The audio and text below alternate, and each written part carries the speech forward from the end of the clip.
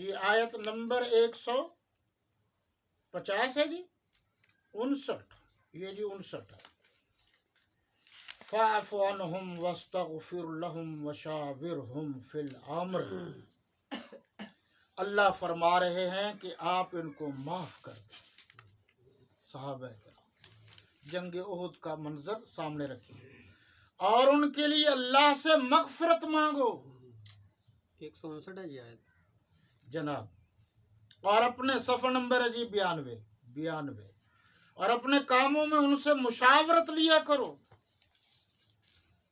یہ 3 جملے آپ اس کو بار بار پڑھیں اور اس پر غور کریں کہ اللہ کے قرآن نے کیا کہہ دیا۔ آگے چلیے جی، یہ جی سورہ النساء ہے اور جی میرے پاس صفحہ نمبر 123 ہے، آیت نمبر 115، اس پر آپ خصوصی طور پر غور کریں گے۔ وَمَن يُشَاقِقِ الرَّسُولَ مِن بَعْدِ مَا تَبَيَّنَ لَهُ الْهُدَىٰ وَيَتَّبِعْ غَيْرَ سَبِيلِ الْمُؤْمِنِينَ نُوَلِّهِ مَا تَوَلَّىٰ وَنُصْلِهِ جَهَنَّمَ وَسَاءَتْ مَصِيرًا۔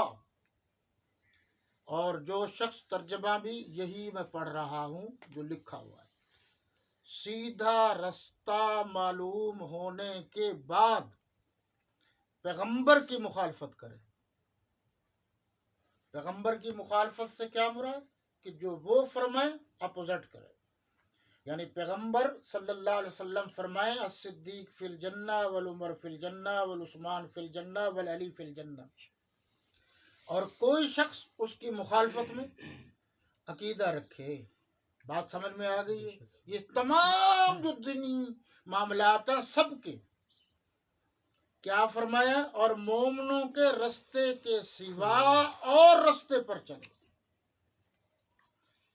قرآن پڑھنے والوں، قرآن نے سب سے پہلے مومن ہی صحابہ کرام کو کہا ہے، اولئک هم المؤمنون حقا۔ اولئک جمع، ہم جمع، مومنون جمع، اور جمع عربی میں 5 تک نہیں ہوتی۔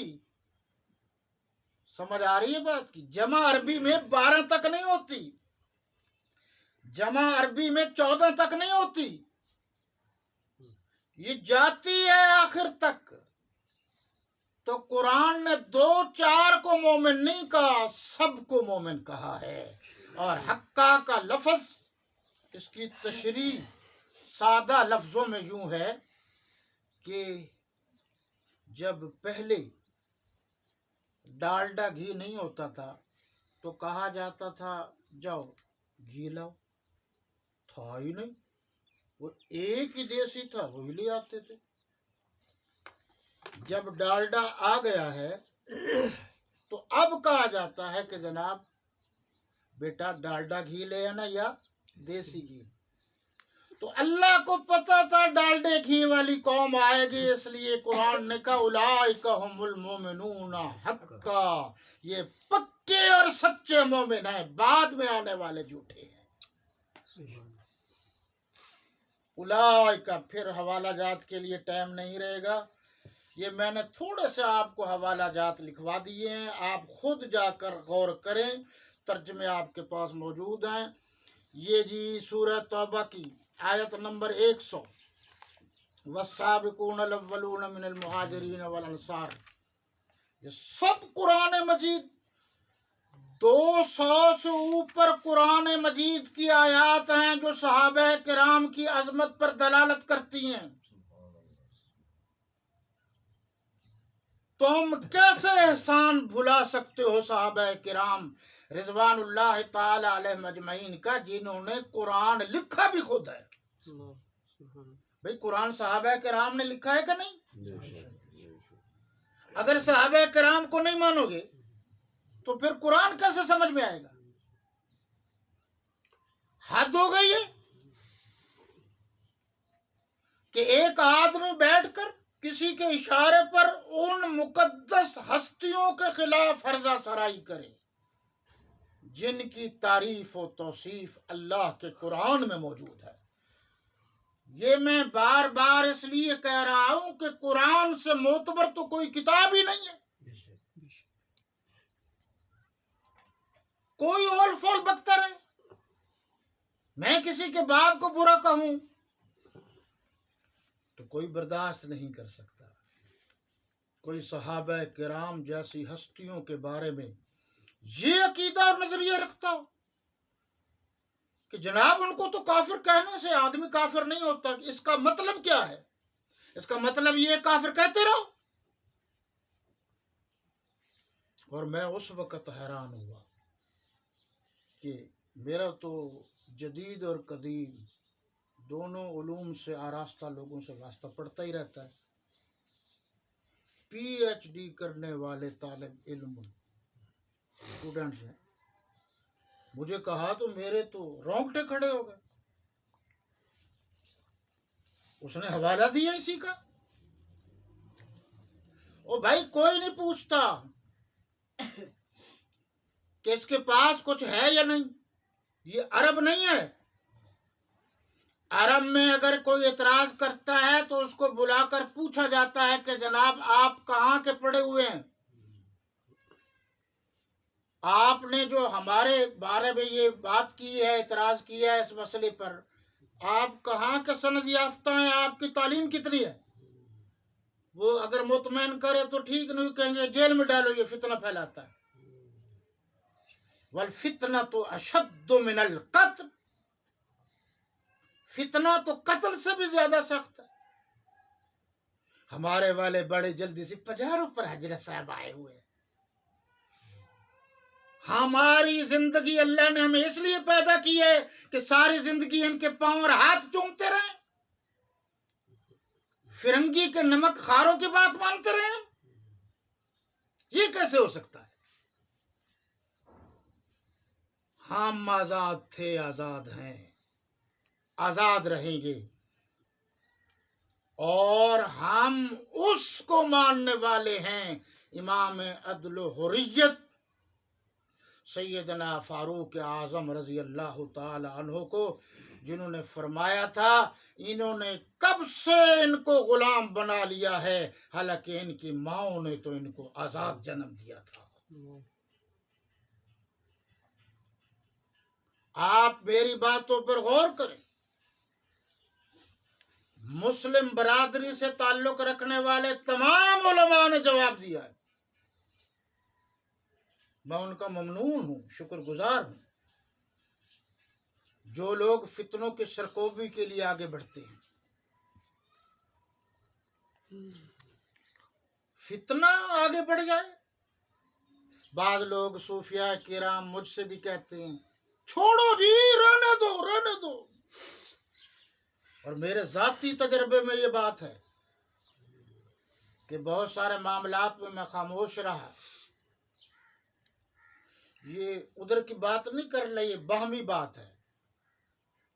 تو ایک مرتبہ میں آیا تو اس کا باپ سوار ہوا میرے پیچھے. تو اس نے کہا میرا بیٹا اتنا سچا ہے کہ کوئی مولوی اس کے سامنے نہیں بولتا. میرے رونگٹے کھڑے ہو گئے.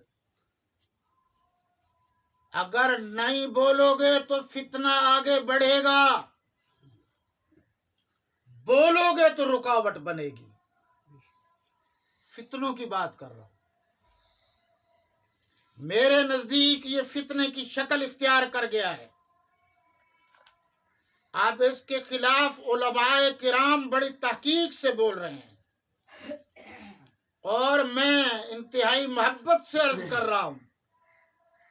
میرا موقف بڑا واضح ہے کہ جو شخص بھی صحابہ کرام رضوان اللہ تعالی علیہ مجمعین کو کافر کہتا ہے وہ مسلمان نہیں رہتا. جو شخص بھی صحابہ کرام رضوان اللہ تعالی علیہ مجمعین پر سب و شتم کرتا ہے وہ مسلمان نہیں رہتا. جو شخص بھی صحابہ کرام رضوان اللہ تعالی علیہم اجمعین پر لعنت بھیجتا ہے وہ خود ملعون ہے. جو شخص بھی صحابہ کرام رضوان اللہ تعالی علیہم اجمعین کے خلاف ہرزہ سرائی کرتا ہے وہ قرآن کا دشمن ہے. قرآن کا منکر ہے، اور ایسا شخص مسلمان نہیں ہو سکتا۔ جی یہ دو ہو گئے جی، ایک نمبر 3 بھی اس نے بات کی ہے، وقت مختصر ہے لہٰذا میں ڈیٹیل میں نہیں جا سکتا۔ یہ مرزا کی بات کر رہا ہوں، یہ پتہ نہیں وہی مرزا تو نہیں جو بعد میں مرزا ہی بن جاتے ہیں۔ اس بدبخت نے جو بات کی ہے، صحابہ کرام رضوان اللہ تعالی علیہم مجمعین کے بارے میں کہتا ہے کہ وہ عربی دان تھے، عرب میں رہتے تھے، لہذا وہ قرآن آسانی سے پڑھ لیتے، ہم ذرا تکلیف سے پڑھتے اجمی ہیں، لہذا ہمارا قرآن پڑھنے کا جو ثواب ہے ان سے بھی زیادہ ہے۔ ارے بدبخت جنہوں نے براہ راست قرآن پڑھا بھی ہادی عالم صلی اللہ علیہ وسلم سے ہو، تمہیں اتنا پتہ بھی نہیں ہے کہ اگر ایک آدمی ساری زندگی عبادت کرتا رہے اور صحابہ کرام نے رضوان اللہ تعالی علیہم مجمعین نے 1 سیکنڈ کے کروڑویں لمحے کے لیے براہ راست آقا دو جہاں صلی اللہ علیہ وسلم کی زیارت کی ہو تو وہ مقام اور عبادت سب سے زیادہ ہے، بے شک بے شک۔ اور یہ کہہ رہا ہے ہمیں ثواب زیادہ ملتا ہے۔ اور مشکات شریف میں لکھا ہوا ہے کہ آپ صلی اللہ علیہ وسلم نے فرمایا کہ میرے صحابہ میں سے کسی نے اگر کھجور یا کھجور کی گٹھلی یا کچھ حصہ اللہ کی راہ میں تقسیم کیا ہے تو بعد میں آنے والے لوگ اگر سونے کا پہاڑ بھی اللہ کی راہ میں خرچ کر دیں تو اس کے برابر نہیں ہو سکتا۔ اور یہ کہہ رہا ہے ہمیں ثواب زیادہ ملتا ہے، اس سے بڑھ کر جاہل کون ہوگا؟